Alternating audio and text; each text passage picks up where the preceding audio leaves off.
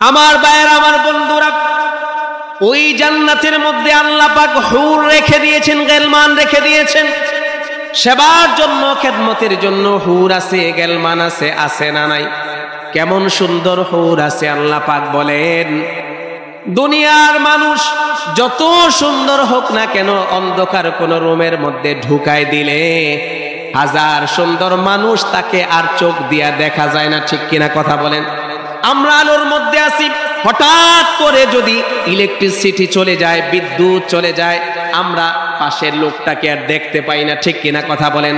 আল্লাহ পাক বলেন, এমন হুর তোমাদেরকে জান্নাতের মধ্যে দান করব, যাদের সৌন্দর্যতা এত বেশি, সামান্য সৌন্দর্যের একটা ঝলকানি যদি এই দুনিয়ার দিকে নিক্ষেপ করা হতো, তামাম পৃথিবীটা আলোকিত হয়ে যেত। আমার ভাইয়েরা, এমন সুন্দর হুর আল্লাহ তাআলা দান করবেন, তাদের চামড়া বেদ করে গোশতের পরে হাড্ডির ভিতরে যেই জিং থাকে, বাহির থেকে চোখ দিয়া ওই জিং পর্যন্ত দেখা যাবে, এমন সুন্দর হুর। সুবহানাল্লাহ, আল্লাহু আকবার। হাড্ডির ভিতরের জিং পর্যন্ত দেখা যাবে, এত সুন্দর তারা। সুবহানাল্লাহ। এক এক এক এক জান্নাতীকে কমপক্ষে 70-এর অধিক হুর দিবে আল্লাহ পাক। সুবহানাল্লাহ। মুফাসসিরিনে কেরামগণ বলেন, দুনিয়ার বিবিদের মন খারাপ করার কোনো কারণ নাই। ওই 70 হুর সবাই মিলে যেই পরিমাণ সুন্দর, এর চাইতে বেশি সুন্দর দুনিয়ার ওই বিবি যদি জান্নাতি হয়, আল্লাহ তাআলা আরো বেশি সৌন্দর্যতা নিজের বিবিকে বানাই দিবে। সুবহানাল্লাহ। শর্ত হইল জান্নাতি হওয়া লাগবে। ঠিক কিনা? আল্লাহু আকবার কাবীর। রমাদান আমাদের দরজায় করাঘাত করছে। ঠিক কিনা? আমরা রমজানুল মোবারকের সুবাস যেন আমাদের নাকে পাচ্ছি অনেকটা, এমন। ঠিক কিনা কথা বলে? অতএব আল্লাহর প্রিয় বান্দা যারা, আল্লাহর প্রিয় বান্দি যারা রমাদান আসার আগে আগেই ইবাদত, গোলামি আর দাসত্বের মাধ্যমে নিজেকে প্রস্তুত করে নেয়, যেন রহমত, বরকত, মাগফিরাত, নাজাতের মাসে কোন অবস্থাতেই রব্বুল আলামিনের এক চুল, এক বিন্দু নাফরমানি তার দ্বারা না হয়। ঠিক কিনা কথা বলে? দেখেন, দুনিয়ার সব কিছুর একটা প্রস্তুতি আছে না নাই? এই যে এখানে একটা ছোট্ট মাহফিলের আয়োজন হয়েছে, এটারও 2-4-5 দিন আগে থেকে একটু প্রস্তুতি ছিল না? ছিল।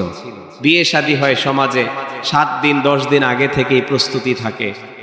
ঠিক তেমনি ভাবে রমাদানের মতো এত মোবারক মাস আসবে, আমরা সকলেই একটি বিষয় জানি যে এর প্রস্তুতি স্বয়ং নবী আলাইহিস সালাম নিতেন 2 মাস আগে থেকে। জোরে বলেন, কয় মাস? 2 মাস আগে থেকে। রাসূলুল্লাহর একটি দোয়া, যেটা হাদিসের মাধ্যমে আমরা সকলেই কম বেশি জানি, বা এই দোয়া আমরা করেছি, শুনেছি। আল্লাহুম্মা বারিক লানা ফি রজবা ওয়া শাবানা ওয়া বাল্লিগনা রমাদান। রজবের চাঁদ দেখার পর থেকেই রাসূলুল্লাহ আল্লাহর কাছে বিশেষ এই দোয়া করতেন, আল্লাহ রজব শাবানে তুমি বরকত দাও, রমাদান পর্যন্ত আমার হায়াতকে পৌঁছায় দাও। সুবহানাল্লাহ।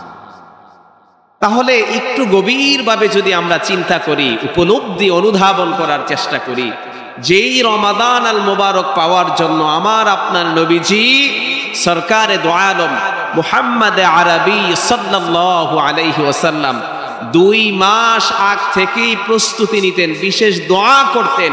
সেই রমাদানকে পাওয়ার জন্য উম্মত হিসাবে আমাদের প্রস্তুতিটা কেমন হওয়া দরকার? কথা বলেন, ঠিক কিনা?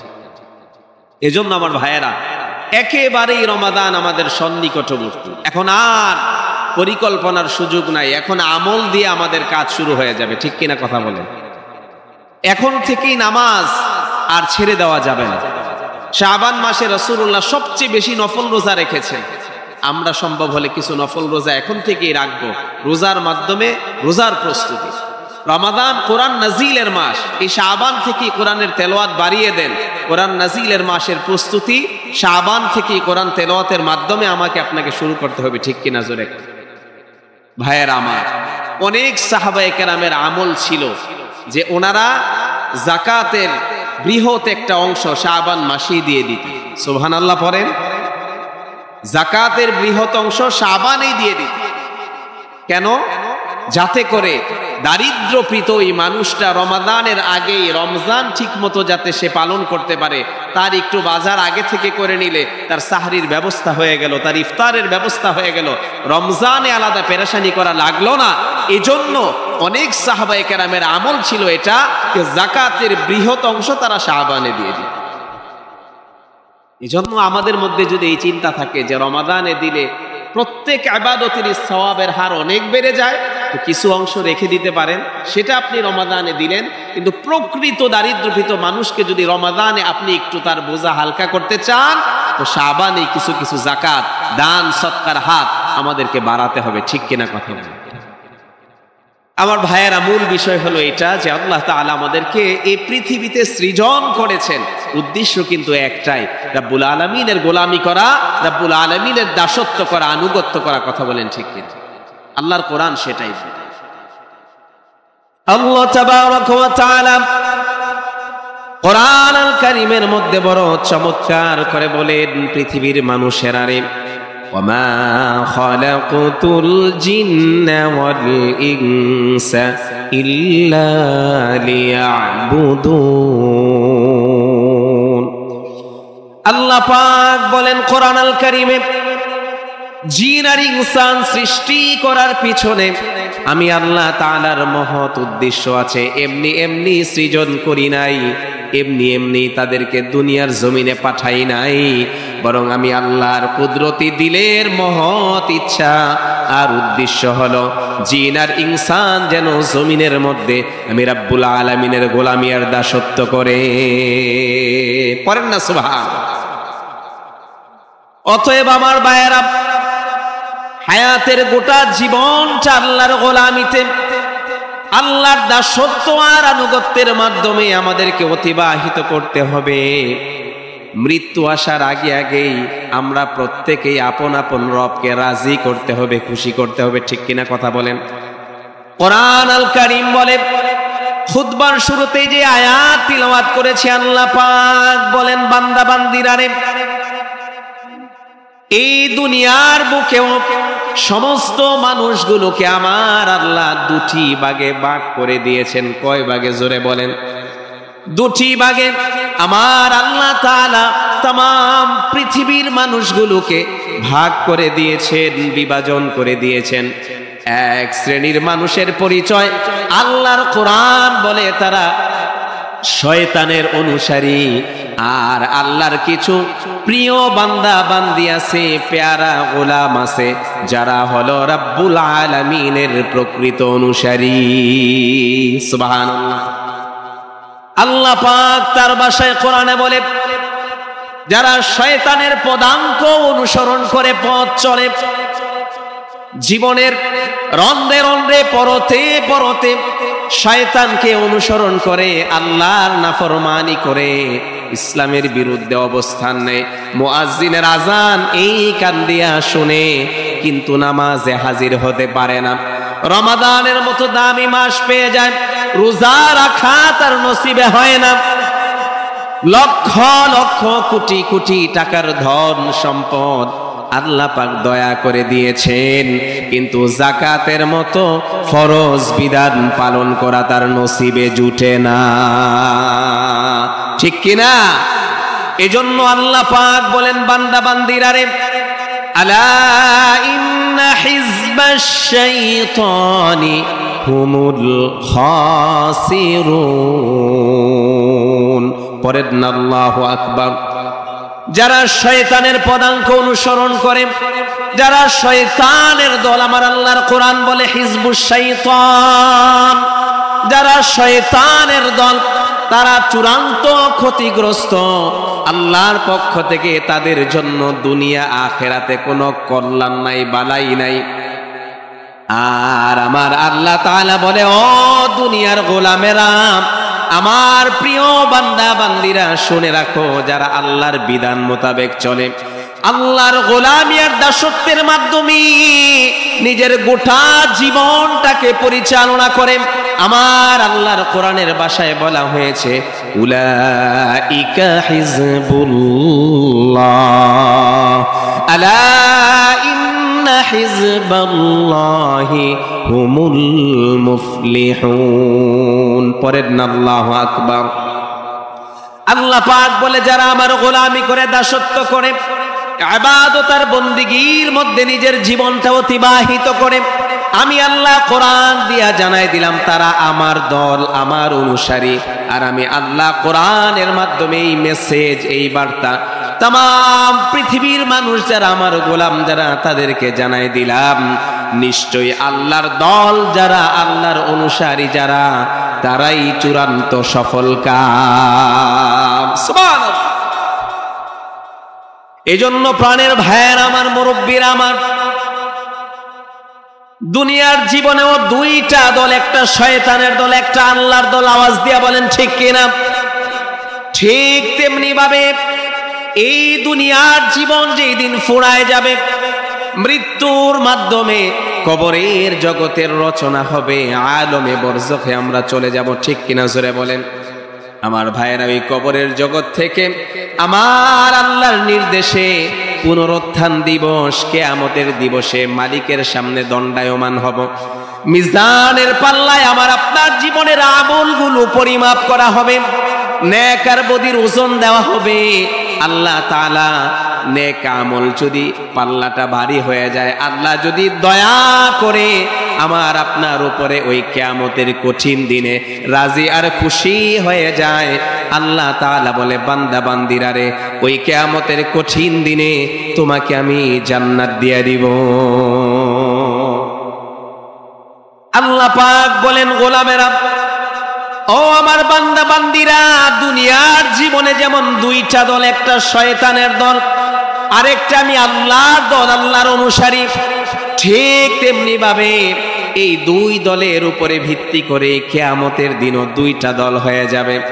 আমার আল্লাহর কোরআন বলে ফারীকুন ফিল জান্নাতি ওয়া ফারীকুন ফিস সাঈর। পরের না আল্লাহু আকবার। দুনিয়ার জীবনের আমলগুলোকে পরিমাপ করে আল্লাহ পাক এক শ্রেণীর মানুষগুলোকে ডান হাতে আমলনামা দিয়ে আল্লাহ জান্নাতের মেহমান বানাই দিবেন। তারা জান্নাতি দল, ডান হাতে আমলনামা লাভ করবে। আর আল্লাহ পাক বলেন গোটা জীবন যারা শয়তানের পদাঙ্ক অনুসরণ করবে, শয়তানের দলের বাসিন্দা হবে, আমি আল্লাহর নাফরমানি করে দুনিয়া থেকে বিদায় হয়ে যাবে, কিয়ামতের দিনে, কিয়ামতের কঠিন দিনে আমি আল্লাহর কাছ থেকে ভালো কিছুই পাবে না, বরং ওই দিন কঠিন আযাবের ঠিকানা জাহান্নাম তাদের আবাসস্থল হয়ে যাবে। জোরে কোন নাউযুবিল্লাহ। তাহলে দুনিয়াতেও দল দুইটা, একটা আল্লাহর দল, আরেকটা শয়তানের দল। এর উপরে ভিত্তি করে কিয়ামতের ময়দানে ফয়সালা হবে। ওই দিনও এক দল যাবে জান্নাতে, আরেক দল যাবে জাহান্নামে। বুঝে থাকলে একটু জবানটা খুলে বলেন, আমরা কি জান্নাতের দলের বাসিন্দা হতে চাই না জাহান্নামী হতে চাই? আরো জোরে কর। আর দুনিয়ার জীবনে বর্তমানে আমরা যে হায়াতের জীবনে আছি, আমরা কি হিজবুল্লাহ, আল্লাহর দল, আল্লাহর অনুসারী হতে চাই না শয়তানের অনুসারী হতে চাই? আল্লাহর অনুসারী হতে চাই। মাশাআল্লাহ, আল্লাহর অনুসারী হতে চাই, আল্লাহর গোলাম হতে চাই। ঠিক কিনা জোরে? আল্লাহর গোলাম হওয়ার মাধ্যমে জীবনের সার্থকতা আর সফলতা। ঠিক কিনা জোরে? এজন্য আমার প্রাণের ভাইয়েরাও, আমার যুবক বন্ধুরা, আল্লাহ পাক কোরআন আল কারীমের মধ্যে বলে বান্দা বান্দিরা রে, এই দুনিয়ার জীবনটা হলো ক্ষণস্থায়ী, আর মৃত্যুর পরে যে পরকালের জীবন আছে, আখিরাতের জীবন আছে, ওই জীবন হলো চিরস্থায়ী জীবন, অসীম জীবন, অফুরন্ত অনন্তকালের জীবন। ওই জীবনের শুরু আছে, আর কোনোদিন শেষ হবে না। আল্লাহু আকবার বলেন। আল্লাহ পাক বড় চমৎকার করে কোরআনে বলেন, এই দুনিয়া থেকে বিদায় নিয়ে কবরে চলে যাবে বান্দা বান্দি, আবার আমার নির্দেশে কিয়ামতের ময়দানে যেই দিন দাঁড়ায় যাবে, ওই দিন আমি তোমাদেরকে আমল নামা বুঝাই দিব। যদি তোমার আমল সুন্দর হয়, ডান হাতে তুমি আমল নামা পেয়ে যাবে রে বান্দা।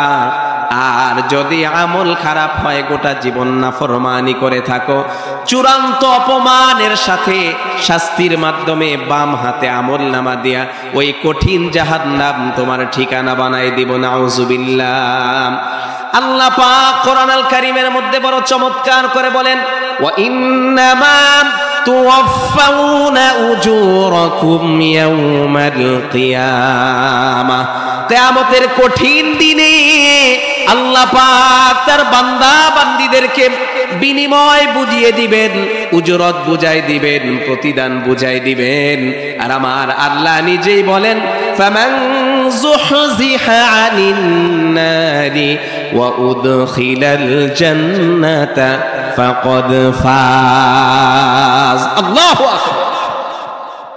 আল্লাহ পাক বলেন, আমার গোলামেরা ও আমার বান্দা বান্দীরা, ওই কিয়ামতের কঠিন দিনে বিপদ সংকুল পরিস্থিতিতে জাহান্নাম থেকে যদি পরিত্রাণ লাভ করে আমি আল্লাহর জান্নাত তোমার ঠিকানা বানাই নিতে পারো, আমি আল্লাহ কোরআন দিয়া জানাই দিলাম, তাহলেই কেবলমাত্র তুমি সফল কাম। সুবহানাল্লাহ। বান্দা, জাহান্নাম থেকে যদি বেঁচে যেতে পারো, জান্নাত যদি ঠিকানা বানায় নিতে পারো, তো আমি আল্লাহ বললাম তাহলেই তুমি সফল কাম। ফাকাদ ফাজ, তারাই সফল কাম যারা জাহান্নাম থেকে মুক্তি পেয়ে জান্নাত তাদের আবাসস্থল বানায় নিতে পারবে। সুবহানাল্লাহ। এজন্য আমার মুরব্বী বাবারাও, আমার নওজোয়ান যুবক ভাইয়েরা, আমাদের মাইন্ডটাকে একটু সেট আপ করে নিতে হবে, মন স্থির করতে হবে আমরা কোন দলের অনুসারী হব, হায়াতের জীবনটা কিভাবে আমরা কাটাবো। যা মনে চায় তাই করা, নফসের গোলামি করা, শয়তানের পদাঙ্ক অনুসরণ করা, এটা আল্লাহর প্রকৃত খাঁটি গোলামের চরিত্র হতে পারে না। ঠিক কিনা? আমাদের অনেকেরই এই ধারণা, এই চিন্তা চেতনা, পাঁচতলা একটা বাড়ি যদি আমার গোটা জীবনে আমি করতে পারি, হুজুর দোয়া করবেন, জায়গা কিনেছি, ফাউন্ডেশনের কাজ কমপ্লিট, পাঁচতলা যদি কমপ্লিট করতে পারি আর কোনো টেনশন নাই, পেরেশানি নাই। এই লোকটার কথা শুনলে মনে হয় গোটা জীবনের সফলতার মানদণ্ড পাঁচতলা একটা বাড়ি। ঠিক কিনা কথা বল?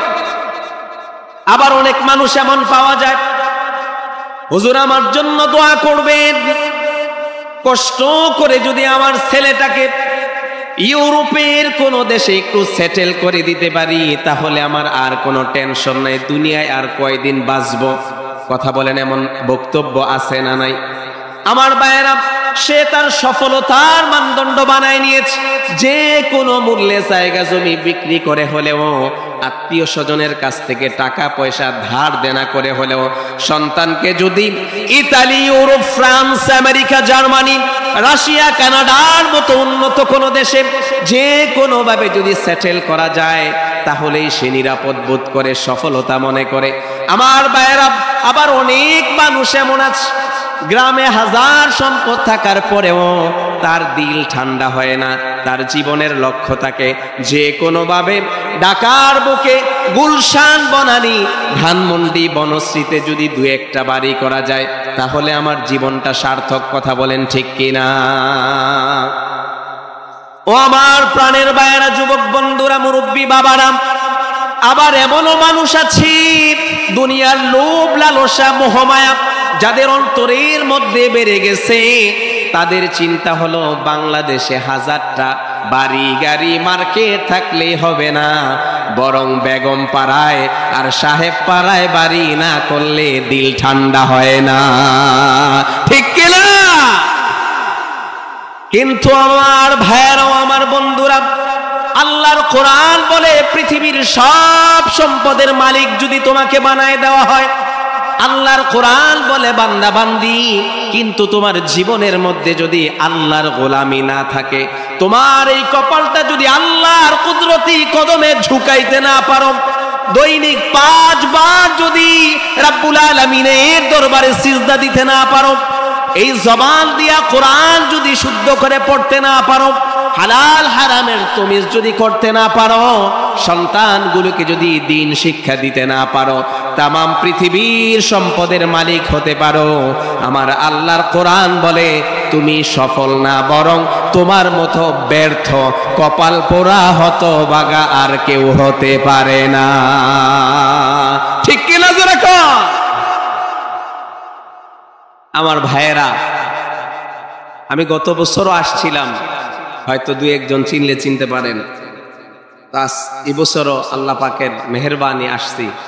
বাকি গত বছরের চাইতে এটারে কি বলে, ডিমোশন হয়েছে, বুঝছেন না কথা? গত বছরের সাউন্ড সিস্টেম বয়ান করে মোটামুটি একটা তৃপ্তি ছিল। এবছর যে অবস্থা, এটা কারো শেখায়ত না, কারো দোষ দেওয়া না, কিন্তু আসলে এমন সাউন্ড সিস্টেমে কথা বলাটা বড় কষ্টের বিষয়। কথা বুঝতেছেন তো? যে যুবক যারা আছে, যুবক এদেরকে দিয়া বুঝাই, আবার কেউ মাইন্ড করে না মুরব্বী। ওই যে আমাদের সাকিব আল হাসান আর মাশরাফি বিন মুর্তজারে আপনাদের এই মেদিনী মন্ডলের কোনো মাঠে আইনা নামাই দিলে এরা ভালো খেলতে পারবে। কথা বুঝেন তো? এদের জন্য নির্ধারিত সুন্দর ওই পিচ, স্টেডিয়ামের ওই গ্যালারি, উপযুক্ত পরিবেশ লাগে। আপনি এই চকের মধ্যে নামাই দেয়া কইলেন কি এর সাকিব আল হাসান আর মাশরাফি খেলতেই পারে না, আমাকে মহল্লার পোলার বলেই আউট হয়ে গেছে। বুঝছেন তো কথাটা? দৃষ্টান্তটা একটু ভিন্ন জায়গা থেকে আনছে, কিন্তু বুঝানোর জন্য বললাম।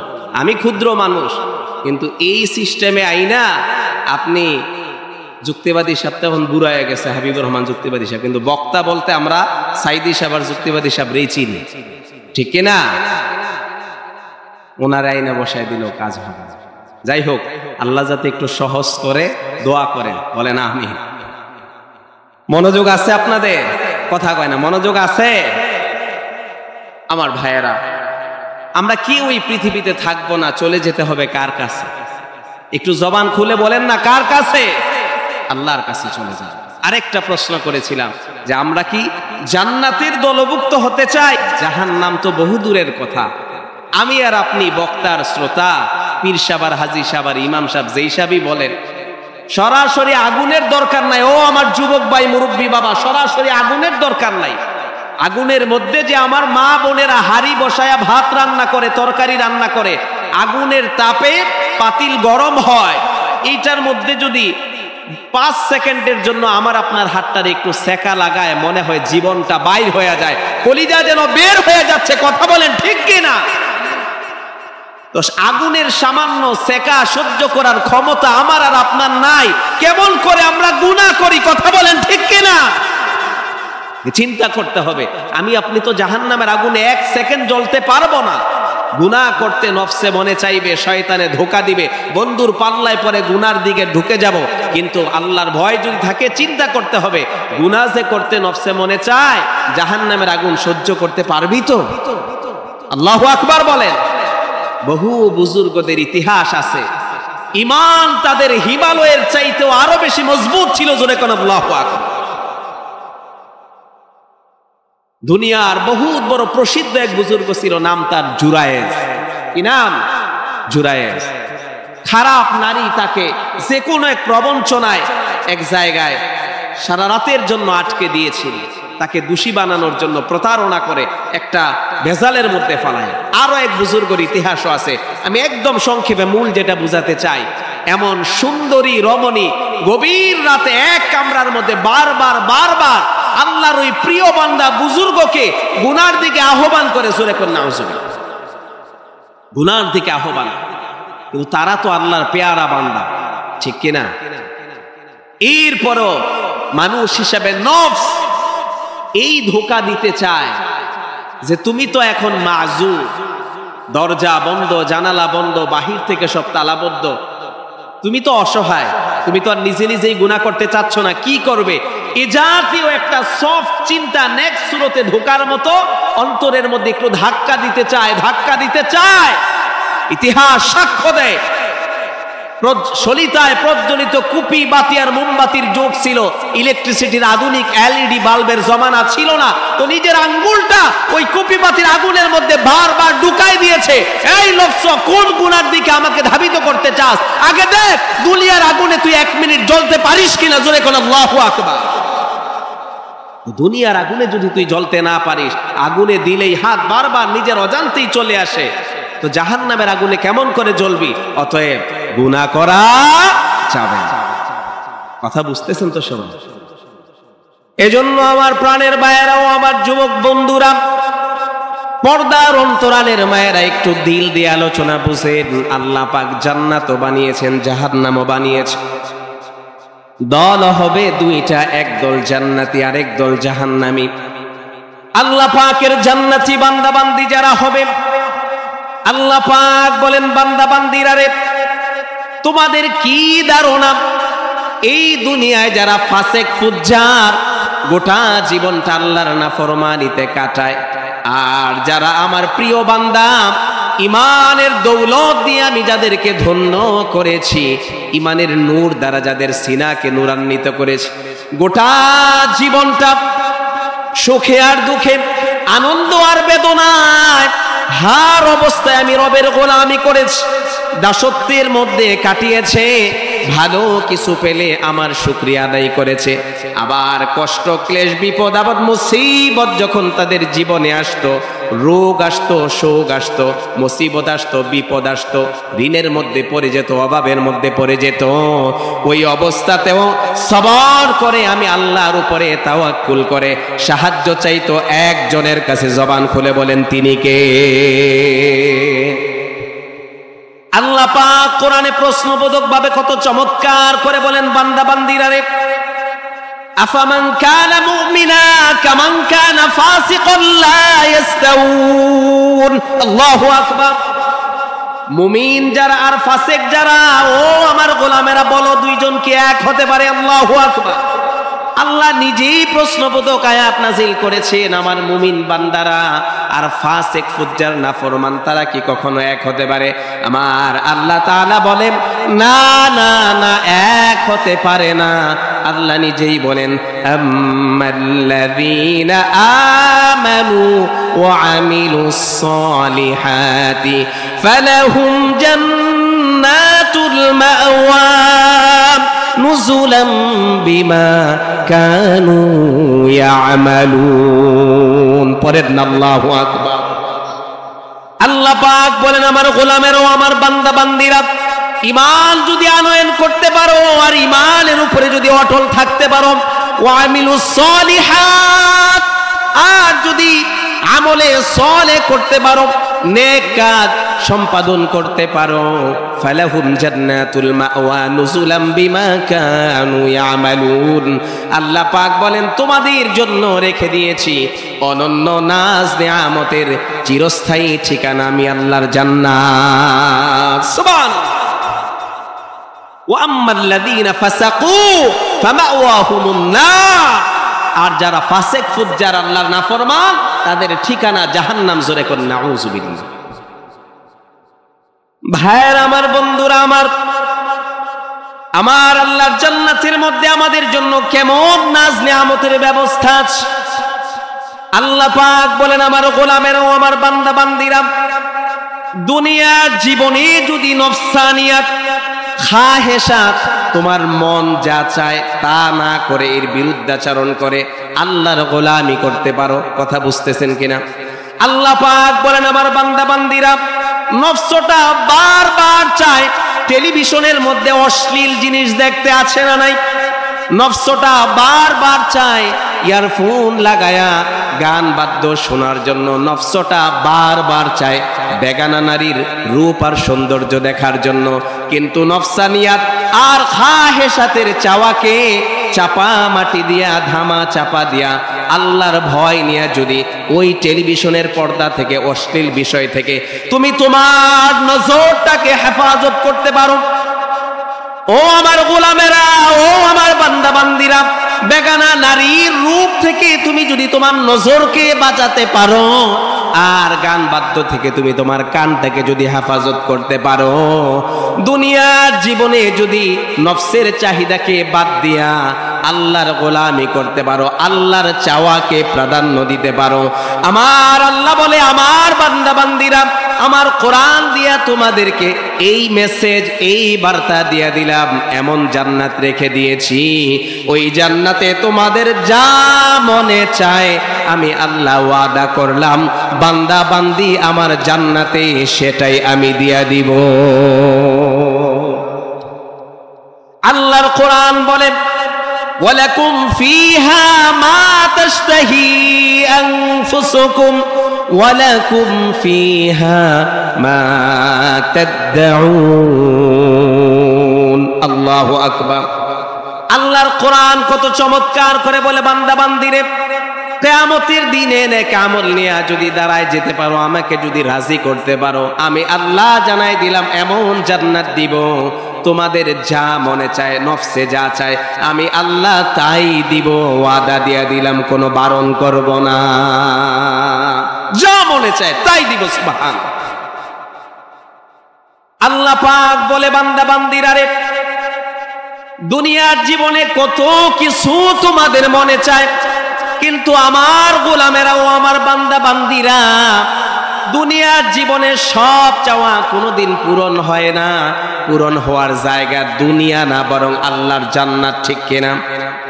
হাজার হাজার লক্ষ লক্ষ কোটি কোটি টাকার মালিক, এরপরেও কেউ যদি চায় 100 বছর হায়াত সে অবশ্যই পাবে। আমার আল্লাহ বলেন না না না না, ইযা জাআ আজালুহুম ফালা ইস্তাখিরুনা সাআতাও ওয়ালা ইস্তাকদিমুন। পড়েন আল্লাহু আকবার। তার ইচ্ছাতেই কিছু আমার আসে যায় না, আমার আল্লাহর কথা। নির্ধারিত সময়ে মৃত্যু তার সামনে হাজির হয়ে যাবে, না 1 সেকেন্ড আগে না 1 সেকেন্ড পরে।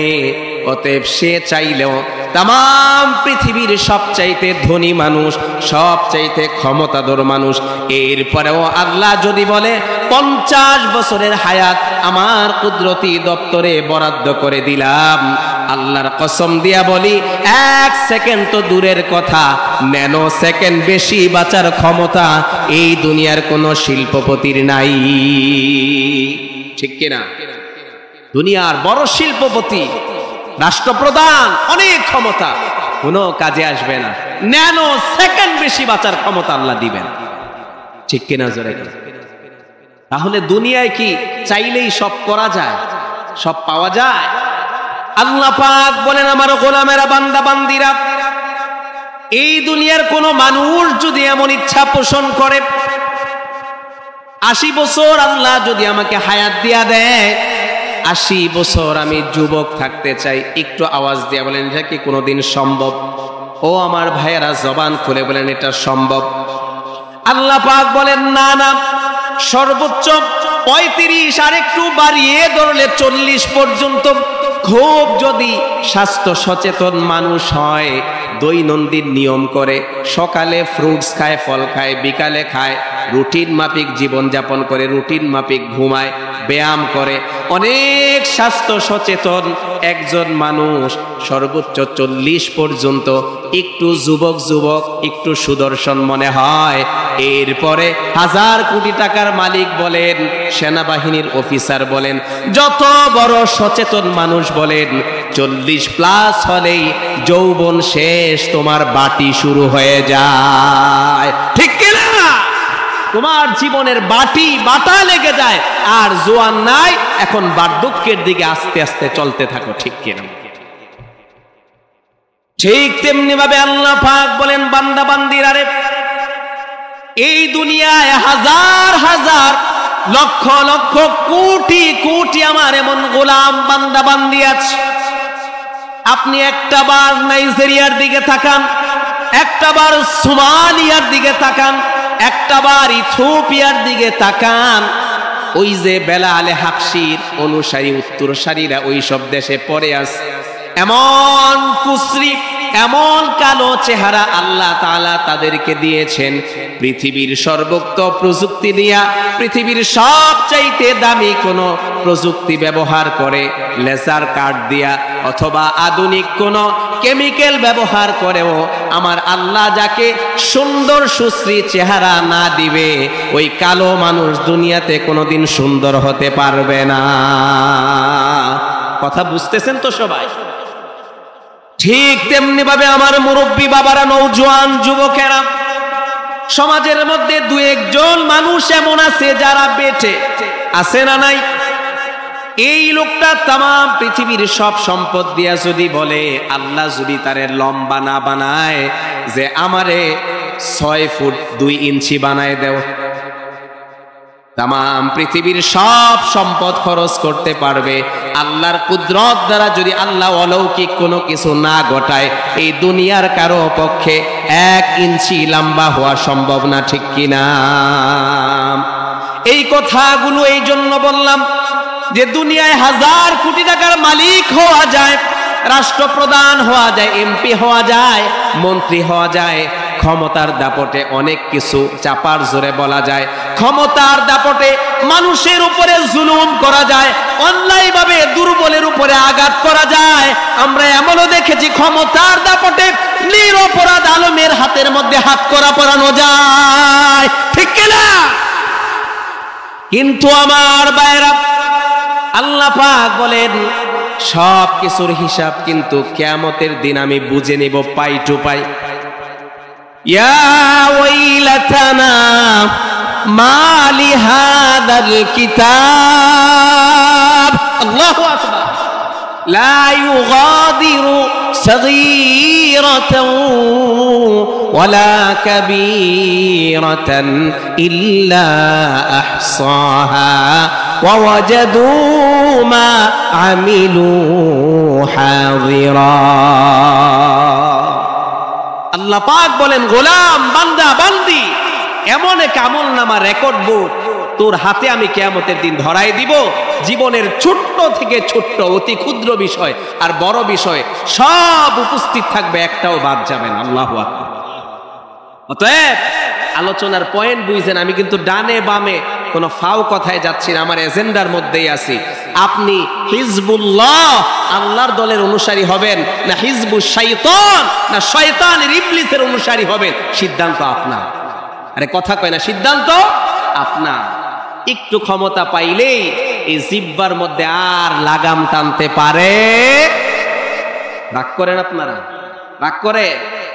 সবচেয়ে আফসোসের বিষয়, রাগ করেন না, 16 বছরের এই দৃশ্যপট দেখার পরেও আমাদের দেশের আরেকটা বড় রাজনৈতিক দল তারা শিক্ষা নিতে পারল না। এটাই সবচেয়ে দুঃখের বিষয়, ঠিক কিনা জোরে?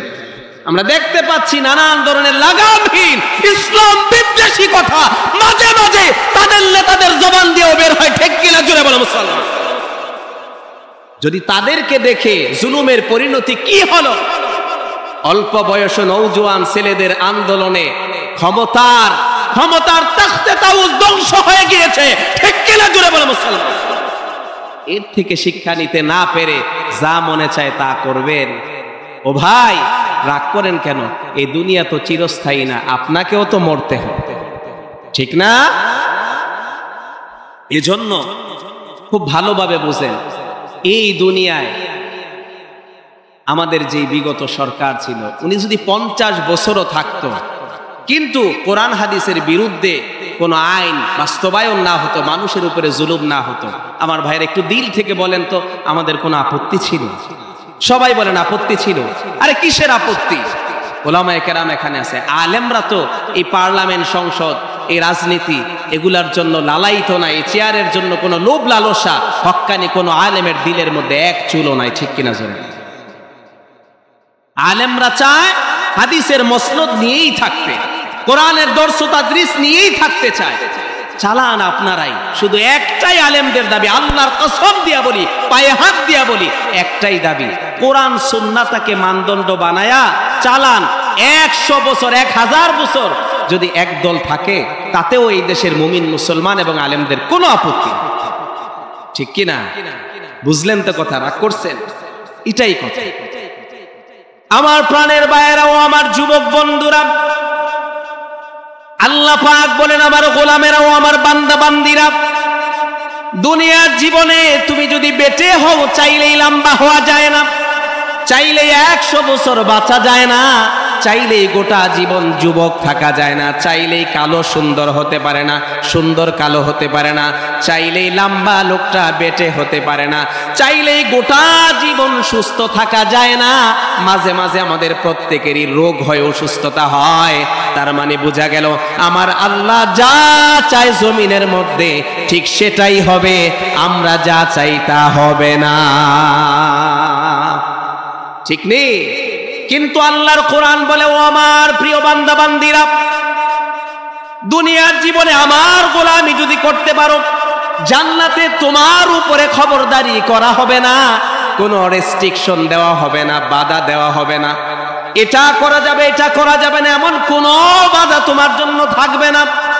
আল্লাহর কোরআন বলে যা মনে চায় তাই তোমাকে দেওয়া হবে। আল্লাহ পাক বলেন জান্নাতের মধ্যে তোমার যদি মনে চায় তুমি এখন দৃষ্টির শেষ সীমানায় মুহূর্তের মধ্যে ভ্রমণ করবে, আমার আল্লাহ তাআলা বলে দৃষ্টির শেষ সীমানার দিকে তাকায়া অন্তরে অন্তরে কল্পনা করতে দেরি হবে, মুহূর্তের মধ্যে শেষ সীমানায় আল্লাহ পৌঁছায় দিবে। আমার প্রাণের ভাইয়েরাও, আমার যুবক বন্ধুরা, চমৎকার একটা দৃষ্টান্ত খেয়াল করেন। আমার আপনার নবীজি মুহাম্মদ আরবি সাল্লাল্লাহু আলাইহি ওয়াসাল্লাম সাহাবায়ে কেরামদেরকে নিয়ে বয়ান করতেছেন। কাদেরকে নিয়ে? সাহাবায়ে কেরামদেরকে নিয়ে বয়ান করতেছেন। হঠাৎ করে কিছু মুরব্বী সাহাবী সামনের কাতারে বসলেন, যাদের দাড়িগুলো পেকে গেছে। সুবহানাল্লাহ বলেন।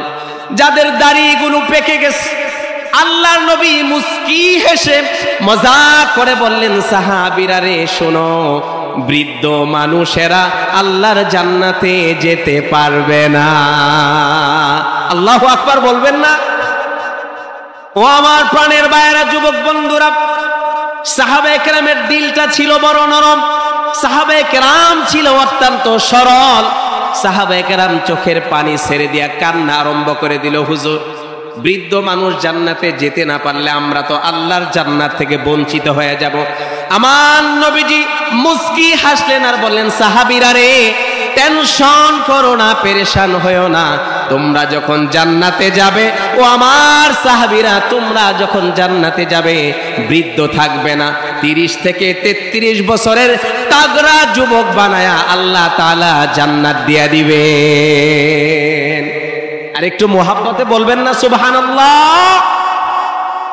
আরেক মজলিসে আল্লাহর নবী আরেকদিন মজাক করলেন, সাহাবীরা রে, কালো মানুষ আল্লাহর জান্নাতে যাবে না।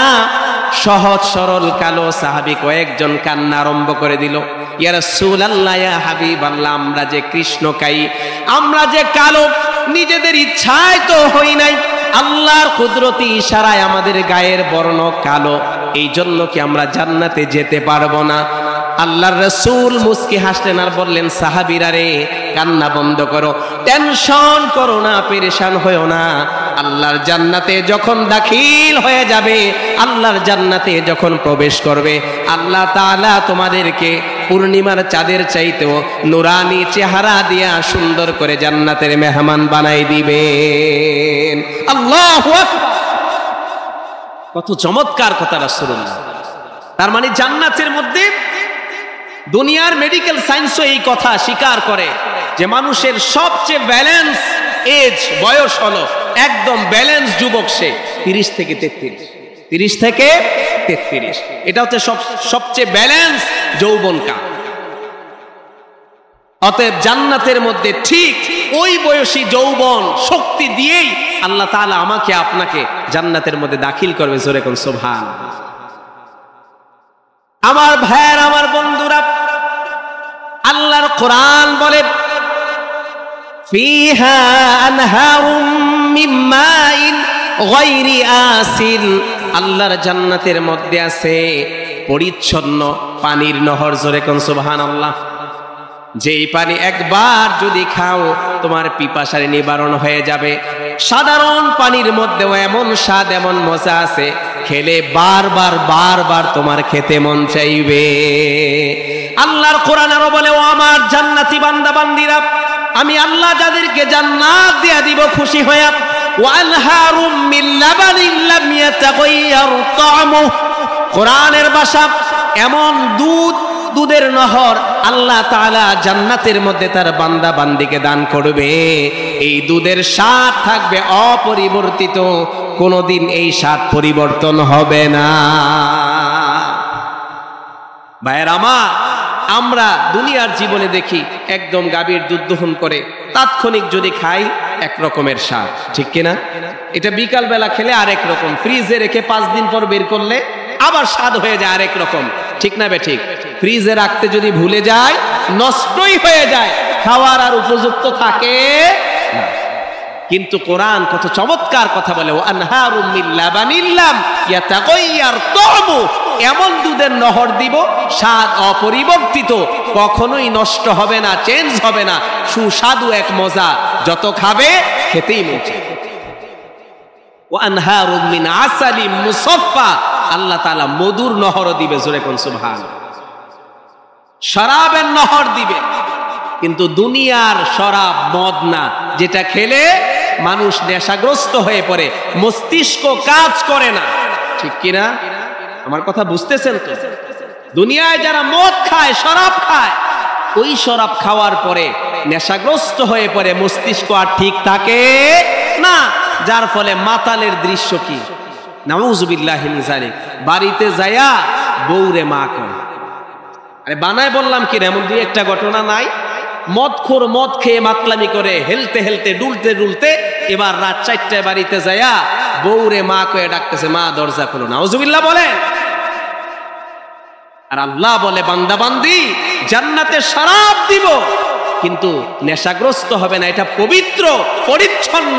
ওই শরাব খাবে, তোমার কলিজা পর্যন্ত জুড়িয়ে যাবে, পরিতৃপ্ত হবে, ঠান্ডা হবে, যত খাবে খেতেই মন চাইবে। সুবহানাল্লাহ। আমার প্রাণের ভাইয়েরাও, আমার যুবক বন্ধুরা, আল্লাহর কোরআন কত চমৎকার করে জান্নাতের বর্ণনা দিয়েছেন। ওয়াফাকিহাতিম মিম্মা ইয়াতাখায়্যারুনা ওয়া লাহমি তায়রিম মিম্মা ইয়াশতাহুন। আল্লাহ পাক বলেন, বান্দা বান্দিরা রে, ও আমার গোলামেরা, জান্নাতের মধ্যে তোমাদের জন্য থাকবে ফল ফলাদি আর বৃক্ষরাজি। সুবহানাল্লাহ। এই দুনিয়ায় যত বড় ক্ষমতাশীল ব্যক্তি, হাজার লক্ষ কোটি টাকার মালিক, কিন্তু আন সিজনে তার বেদানা খাইতে মনে চায়। ব্যাংকে কোটি কোটি টাকা আছে, ঘরের ড্রয়ারের মধ্যে লক্ষ লক্ষ টাকা আছে, ঘরের কর্মচারীকে খাদেমকে পাঠাইছে, চাকরকে পাঠাইছে, যাও শহরে যাও, মুন্সিগঞ্জ টাউনে যাও, মাওয়া বাজারে যাও, যাত্রাবাড়ি যাও, ঢাকার পল্টনে যাও, বাইতুল মুকাররমে যাও, সব মার্কেট তালাশ করলো, গুলশানে গেল মার্কেট তালাশ করলো, বিভিন্ন সুপার শপ চেইন সব ঘুরে আসলো। এরপরে সে জবাব দিয়া দিল, টাকা আছে, দোকানও আছে, কিন্তু আপনার দিল যেই ফল খাইতে মনে চায় এই সিজনে সেই ফল নাই। হয় কি হয় না? হয় কি হয় না? কিন্তু আল্লাহ পাক বলে, জান্নাত ওই যে আমি আল্লাহ ওয়াদা করেছি, যা মনে চায় তাই দিব। আন সিজন বলতে কিছু নাই, পাওয়া যায় না বলতে কোনো শব্দ নাই। গাছে ওঠা লাগবে না, পারা লাগবে না, মুকুল ধরবে, ফল বড় হবে, পাকবে, সময়ের দরকার নাই। জান্নাতি জান্নাতের বারান্দার মধ্যে বসে বসে বাগানের দিকে নজর করবে, দেখবে সুন্দর ফল ধরে আছে, আর দিলে দিলে কল্পনা করবে, এত সুন্দর ফল, না জানি এর স্বাদটা কত মজা, যদি খেতে পারতাম। আমার আল্লাহ বলে, বান্দা বান্দি, কল্পনা করতে দেরি হবে, গাছটা হেঁটে হেঁটে তোমার কাছে আসবে, আর ডালপালাগুলো তোমার সামনে ঝুঁকে মুখের সামনে আসবে, ফলটা মুখে দিবে। একটা ফলের মধ্যে আমি আল্লাহ তাআলা কম পক্ষে 70 রকমের মজা দিয়া দিব। আমার ভাইয়েরা, এই দুনিয়ায় আনারির মধ্যে আপেলের স্বাদ পাওয়া যায় না, আপেল মুখে দিয়া আনারের স্বাদ পাওয়া যায় না, আঙ্গুরের মধ্যে কমলার স্বাদ নাই, কমলার মধ্যে আঙ্গুরের স্বাদ নাই। কথা বলেন ঠিক কিনা? আল্লাহ পাক বলেন জান্নাত এমন জায়গা, একটা ফলের মধ্যে কমপক্ষে 70 রকমের মজা। মুফাসসিরিনে কেরামগণ বলেন এক একবার ফলটা সে মুখের ভিতরে দিয়া চিবুনি দিবে, আর প্রত্যেক চিবুনিতে আলাদা আলাদা স্বাদ আর মজা। আমার ভাইয়েরা, আমার বন্ধুরা, ওই জান্নাতের মধ্যে আল্লাহ পাক হুর রেখে দিয়েছেন, গেলমান রেখে দিয়েছেন। সেবার জন্য, খেদমতের জন্য হুর আছে, গেলমান আছে, আছে না নাই? কেমন সুন্দর হুর আছে! আল্লাহ পাক বলেন দুনিয়ার মানুষ যত সুন্দর হোক না কেন, অন্ধকার কোন রুমের মধ্যে ঢুকাই দিলে হাজার সুন্দর মানুষ তাকে আর চোখ দিয়া দেখা যায় না, ঠিক কিনা কথা বলেন?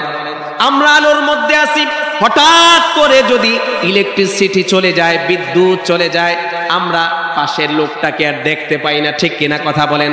আল্লাহ পাক বলেন এমন হুর তোমাদেরকে জান্নাতের মধ্যে দান করব, যাদের সৌন্দর্যতা এত বেশি, সামান্য সৌন্দর্যের একটা ঝলকানি যদি এই দুনিয়ার দিকে নিক্ষেপ করা হতো, তামাম পৃথিবীটা আলোকিত হয়ে যেত। আমার ভাইয়েরা, এমন সুন্দর হুর আল্লাহ তাআলা দান করবেন, তাদের চামড়া বেদ করে গোশতের পরে হাড্ডির ভিতরে যেই জিং থাকে, বাহির থেকে চোখ দিয়া ওই জিং পর্যন্ত দেখা যাবে, এমন সুন্দর হুর। সুবহানাল্লাহ, আল্লাহু আকবার। হাড্ডির ভিতরের জিং পর্যন্ত দেখা যাবে, এত সুন্দর তারা। সুবহানাল্লাহ। এক এক এক এক জান্নাতীকে কমপক্ষে 70-এর অধিক হুর দিবে আল্লাহ পাক। সুবহানাল্লাহ। মুফাসসিরিনে কেরামগণ বলেন দুনিয়ার বিবিদের মন খারাপ করার কোনো কারণ নাই। ওই 70 হুর সবাই মিলে যেই পরিমাণ সুন্দর, এর চাইতে বেশি সুন্দর দুনিয়ার ওই বিবি যদি জান্নাতি হয়, আল্লাহ তাআলা আরো বেশি সৌন্দর্যতা নিজের বিবিকে বানায় দিবে। সুবহানাল্লাহ। শর্ত হইল জান্নাতি হওয়া লাগবে, ঠিক কিনা? আল্লাহু আকবার কাবীর। ভাইয়েরা আমার, সেই জান্নাতে যেতে হলে এক বাক্যে উত্তর দেন, গোলামি করতে হবে কার? আরো জোরে কার? আল্লাহর গোলামি করতে হবে, তাহলে ওই জান্নাত আমরা পেয়ে যাব। যেই জান্নাতের নাজ নেয়ামত শুধু ভোগ করব, আর কোনোদিন এই জান্নাত থেকে বের হব না। খালিদিনা ফিহা লা ইয়াবগুনা আনহা হিওয়ালা। আল্লাহর কোরআন বলে জান্নাত থেকে কোনোদিন বের হবে এমন চিন্তাও জান্নাতীদের অন্তরের মধ্যে কোনোদিন আসবে না। সুবহানাল্লাহ, সুবহানাল্লাহ। কিন্তু আমার মুরব্বীরা ও আমার যুবক ভাইয়েরা, আল্লাহ পাক যদি নারাজ হয়ে জাহান্নাম দিয়া দেয়, ও আমার ভাইয়েরা, জাহান্নামের আযাব কিন্তু সহ্য করা সম্ভব না, ঠিক কিনা? জোরে কোন। আল্লাহ পাক বলেন নারুল্লাহিল মুকাদ্দাতুল্লাতী তাত্তালিউ আলাল আফইদা ইন্নাহা আলাইহিম মুসাদা ফি আমাদিম মুমাদ্দাদা। দুনিয়ার আগুন যদি মানুষের চামড়ার মধ্যে লেগে যায়, চামড়া পুড়ে যায়। ও আমার ভাইয়েরা, খেয়াল করেন, কিন্তু আল্লাহর আগুন, নারুল্লাহ মানে আল্লাহর আগুন, ওই আগুন যখন বান্দা বান্দির চামড়ার মধ্যে লাগবে, মুহূর্তের মধ্যে কলিজা পর্যন্ত পুড়তে দেরি হবে না। নাউজুবিল্লাহ বলে। আমার ভাইয়েরা, আমার বন্ধুরা, কোন একজন মানুষকে আগুনের স্তূপের মধ্যে যদি ফেলে দেওয়া হয়, চতুর্দিকে আগুনের মাঝখানে যদি ফেলে দেওয়া হয়, এই মানুষটা পড়তে পড়তে পড়তে পড়তে এক সময় কয়লা হবে, ছাই হবে। আওয়াজ দিয়া বলেন ঠিক কিনা? আল্লাহ পাক বলেন আমার গোলামেরা, আমার বান্দা বান্দিরা, জাহান্নাম এত কঠিন, জাহান্নাম এমন কঠিন আযাবের জায়গা, ওই জায়গায় কয়লা শেষ হয়ে ছাই হবে এমন কোনো সুযোগ নাই। লা ইয়ামুতু ফিহা ওয়ালা ইয়াহইয়া।